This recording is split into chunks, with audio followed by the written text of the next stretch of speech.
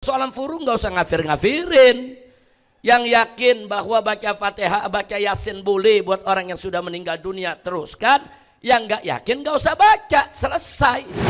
Ada orang yang berbeda, saudara, dengan usul suatu mazhab, nggak boleh dia dikatakan kharij anil Islam, tapi boleh dia dikatakan kharij anil mazhab.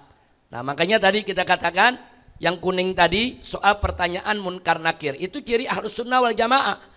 Semua mazhab ahlus sunnah wal jamaah, baik itu Asy'ari maupun Maturidi, baik itu mazhab fikih yang 4, dari mulai Hanafi, Maliki, Syafi'i maupun Hambali, semua sepakat bahwa pertanyaan munkar nakir adalah hak. Wasu'al munkar wa nakir hakun. Bahkan kalau kita baca dalam akidahnya Al-Imam Syekh Ali bin Abu Bakar Sakran juga disebutkan bahwa soal munkar nakir adalah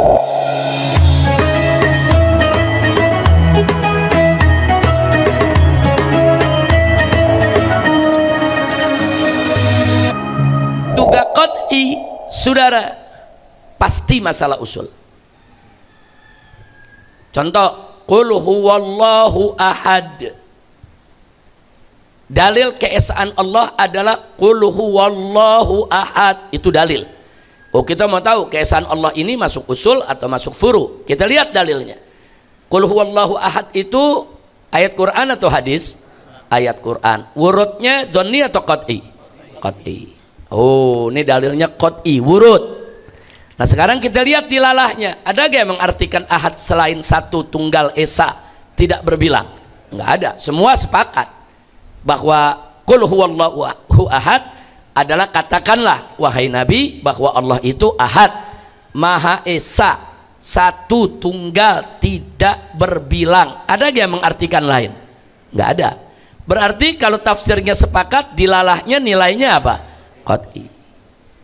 Qat'i ketemu qat'i pasti usul, tidak mungkin furu. Qat'i ketemu qat'i pasti usul. Kira-kira jelas gak? Jelas ya. Jadi cara mengenali begitu, ini usul apa furu nih, lihat aja dalilnya. Oh dalilnya Quran, dia punya urutnya qat'i. Oh ulama sepakat dalam tafsirnya. Kalau begitu dilalahnya juga qat'i. Nah kalau begitu qat'i ketemu qat'i sama dengan usul. Baik, yang berikutnya kita bicara furu, kita periksa urutnya. Ternyata urutnya zonni, dilalahnya juga zonni. Contoh, saudara, zonni ketemu zonni. Contohnya, contoh zonni ketemu zonni yang tadi kita sampaikan. Iqra'u Yasin ala mautakum, hadis ahad, bukan hadis mutawatir. Kalau dia hadis ahad berarti wurudnya zonni.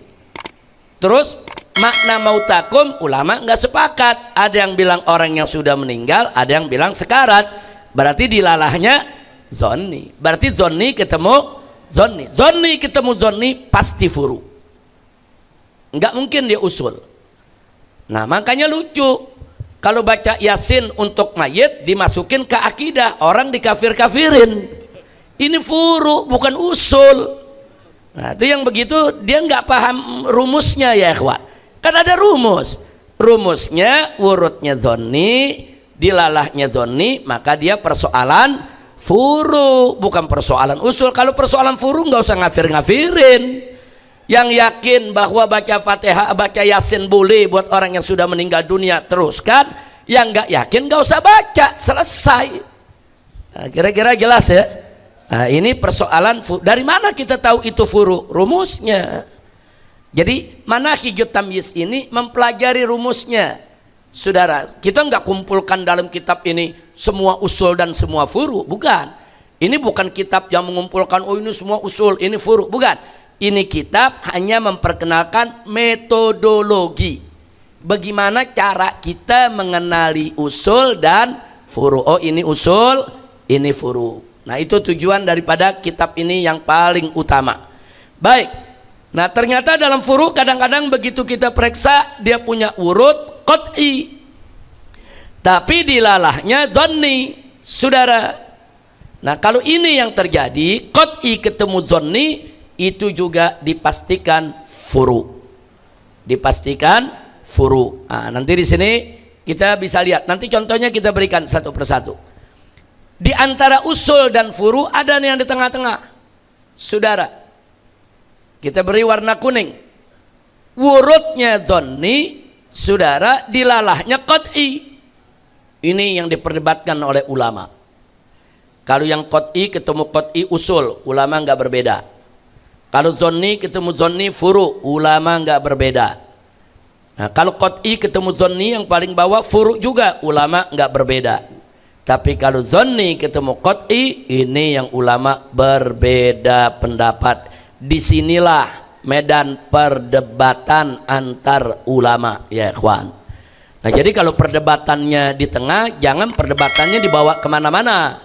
Dalam usul udah nggak usah diperdebatkan, dalam furu nggak perlu diperdebatkan.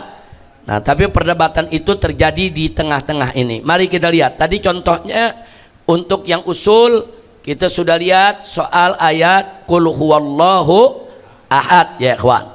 Nah, adapun yang furu tadi sudah kita lihat contohnya Iqra'u Yasin ala mautakum. Nah, adapun yang wurudnya qat'i, yang wurudnya qat'i seperti apa? Ayat Al-Qur'an tadi, lamastumun nisa, wurudnya qat'i, ayat Quran. Tapi dia punya dilalahnya dzanni, ada perbedaan. Nah, maka itu dipastikan termasuk furu. Nah, sekali lagi itu dipastikan masuk furu, udah. Jadi nggak usah pakai saling mengkafirkan dalam konteks itu, ya ikhwan. Nah, sekarang kita lanjutkan. Lalu bagaimana dengan yang wurudnya dzanni, saudara, tapi dilalahnya qat'i? Seperti apa? Seperti pertanyaan munkar nakir dalam kubur, saudara. Wurudnya dzanni, hadisnya hadis ahad. Hadisnya hadis ahad, tapi dilalahnya qat'i, bahwa itu memang menceritakan soal pertanyaan munkar nakir, nggak ada perbedaan soal dilalahnya, cuma hadisnya ahad, ya ikhwan. Nah, ini masuknya kemana? Nah, ini yang jadi perdebatan antar ulama, ya ikhwan. Apakah dia masuk ke usul atau dia masuk ke furu? Kalau dia masuk ke usul, kalau ini masuk ke usul, maka yang nggak percaya ada pertanyaan munkar nakir kafir. Tapi kalau ini masuknya furu, maka yang nggak percaya dengan pertanyaan munkar nakir dalam kubur, dia percaya ada siksa kubur, dia percaya alit, cuma pertanyaannya dia nggak yakin, saudara. Nah, kalau dia nggak yakin dengan alisan hadisnya ahad, saudara, kalau ini masuk furu, maka mereka tidak dikafirkan. Kira-kira jelas nggak? Ini yang kuning bahaya nih, ditarik ke atas orang yang berbeda kafir, ditarik ke bawah yang berbeda tidak kafir, saudara. Nah, ini yang di tengah-tengah ini, saudara, inilah kebanyakan ahlus sunnah wal jamaah, saudara, menganggapnya sebagai usulul madhab. Nah, kalau tadi al usul itu maksudnya usuluddin, yang di bawah al furu itu maksudnya furuuddin, saudara. Nah, tapi kali ini, saudara, al usul di sini, saudara, ini yang dimaksud usulul madhab. Nah, ini ada kita lihat soal tadi yang saya sampaikan, saudara, yang tadi kita sampaikan.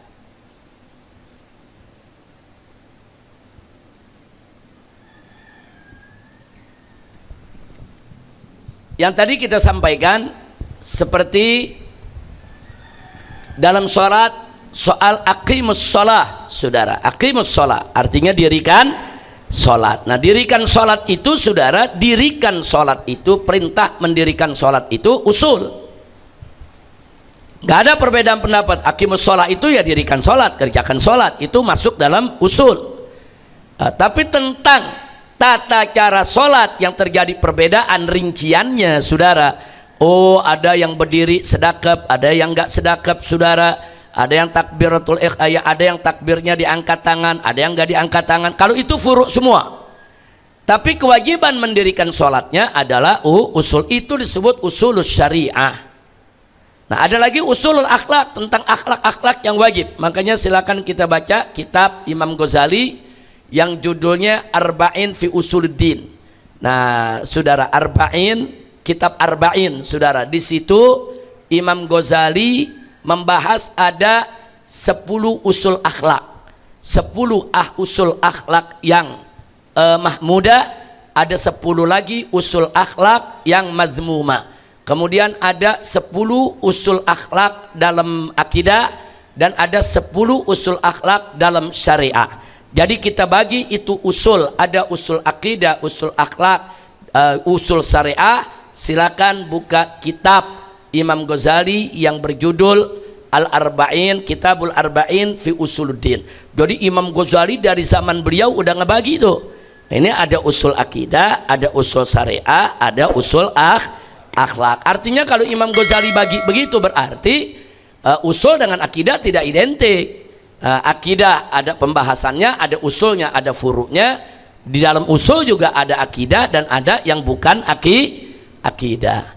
Baik ya ikhwan, saya pikir nanti insya Allah akan kita lanjutkan. Jangan digarap semua dulu ya ikhwan, karena tadi yang kita ingin jelaskan di sini adalah karena kita belum masuk tuh sampai ke lubuk sana, kita belum masuk dalam kitab, kita belum masuk dalam kitab ini. Tadi kita cuma diperkenalkan, yaitu tentang darajatul ma'arif. Saudara, kita diperkenalkan mana derajat pengetahuan yang boleh dijadikan dalil dan mana yang nggak boleh dijadikan dalil.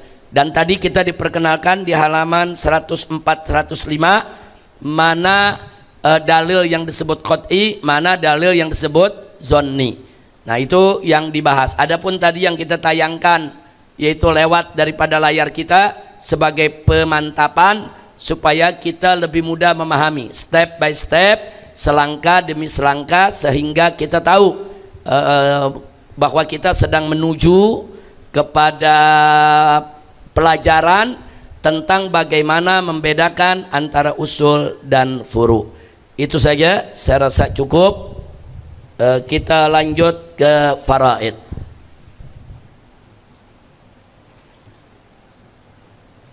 Jadi jangan ada yang bertanya dulu soal apa tuh usulul madhab. Nanti kita masuk ya ikhwan. Nanti kita masuk ya ikhwan. Usulul madhab dan usuluddin, apa bedanya? Usuluddin sesuatu yang tidak bisa tidak, kita harus sepakat, tidak boleh berbeda pendapat. Kalau berbeda maka akan divonis keluar daripada Islam.